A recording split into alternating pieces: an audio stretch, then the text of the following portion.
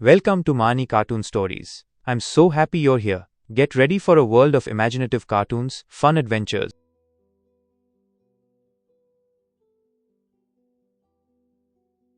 घर जमाई।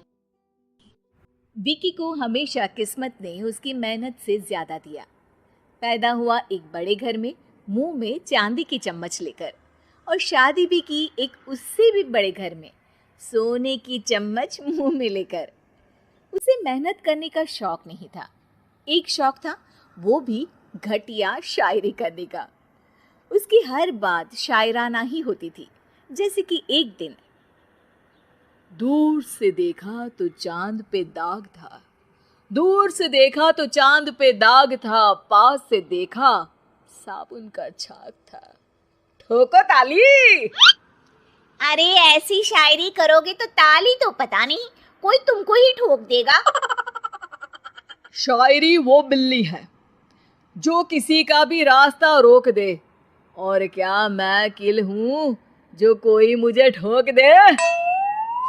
मुझे तो आपसे बात ही नहीं करनी। मैं निकला था गाड़ी लेके, लेकिन दौड़ के जा रहा हूँ। मेरी शायरी कोई नहीं सुनता, मैं घर छोड़ के जा रहा हूँ। धीरे बोलिए जी, मम्मी पापा को पता चल जाएगा तो तुमको सच में तुम्हारे मायके भेज देंगे। सस्ते साबुन से मेरी कॉलर चमकी नहीं, सच में चला जाऊंगा, मेरी बात कोई धमकी नहीं। अगर शायरी ही सुनानी है तो सुनाओ, लेकिन कोई काम धंधा भी तो करो। मेरे पिताजी के पास बहुत पैसा है, तो घर जमाई बन के खा रहे हो, और कल जा रहे हो ना अपने मायके, तो आज ही चले जाओ मेरी बला से। हमें तो अपनों ने लूटा, गैरों में कहाँ दम था हमें। अरे चुप हो जाओ, तुमको मिर्जा गालिब की कसम। अरे जाना है तो जाओ, लेकिन पहले मेरे मम्मी पापा से मिलकर जाओ, वरना वो क्या सोचेंगे। लेकिन विकी अकेले ही अपनी कार लेकर अपने मायके यानी कि अपने खुद के घर पहुंच जाता है। अरे बेटा, तू अचानक, बहू कैसी है?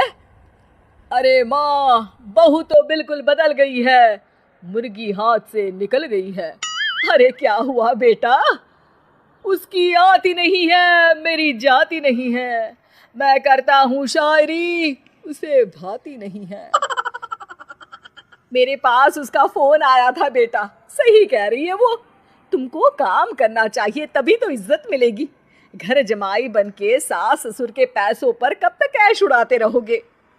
मेरी जिंदगी में हर तरफ से उंगली हो रही है, फोन पर मेरी चुगली हो रही है। अरे चुगली नहीं कर रही थी बहू, वो तेरा भला चाहती है बेटा। सूखे हुए कपड़े को भी गीला कह रहे हैं लोग, चुगली करने को मेरा भला कह रहे हैं लोग। ठोको ताली। ये सुन के माँ अपने हाथ से अपना सर पीट लेती है। अरे माँ, ताली की जगह माथा क्यों ठोक रही हो? बेटा तू ना आराम कर, तेरे पिताजी भी आने वाले हैं, खाना लगा देती हूँ। विकी अपने घर भी दिन भर टीवी देखता है, तरह तरह का खाना खाता है, दोपहर तक सोता है, चाय पीता है, वीडियो गेम खेलता है, बस काम करने नहीं जाता। घर में नौकर चाकर है तो बिस्तर से हिलने तक की जरूरत नहीं पड़ती। कई बार तो विकी अपने नौकरों को बिठाकर शायरी सुनाता रहता। कब जाओगे बेटा? अरे कैसी बात कर रहे हैं डैडी, क्या आप मेरे फादर नहीं? आप मुझे भगाना चाहते हैं क्या? ये मेरा घर नहीं। अरे नहीं बेटा, तुम्हारा ही घर है। हम तो चाहते थे कि तुम यहीं रहो और मेरा काम आगे बढ़ाओ, लेकिन तुम ही चले गए घर जमाई बनने। अरे मेहनत तो गधे भी करते हैं, मैं अच्छी किस्मत लेके पैदा हुआ हूँ, मैं घर जमाई हूँ, ससुराल का फूल गेंदा हुआ हूँ। ठोको ताली। पिताजी और माँ सच में ताली बजा देते हैं। ऐसा पहली बार होता है जब विकी की शायरी पर किसी ने ताली बजाई हो। अरे आप लोग सच में ताली बजा रहे हैं? हाँ हाँ बेटा, तुम्हारे ससुर का फोन आया था, बोला जब तक घर जमाई जी कोई काम ना करने लगे हमारे यहाँ मत भेजना।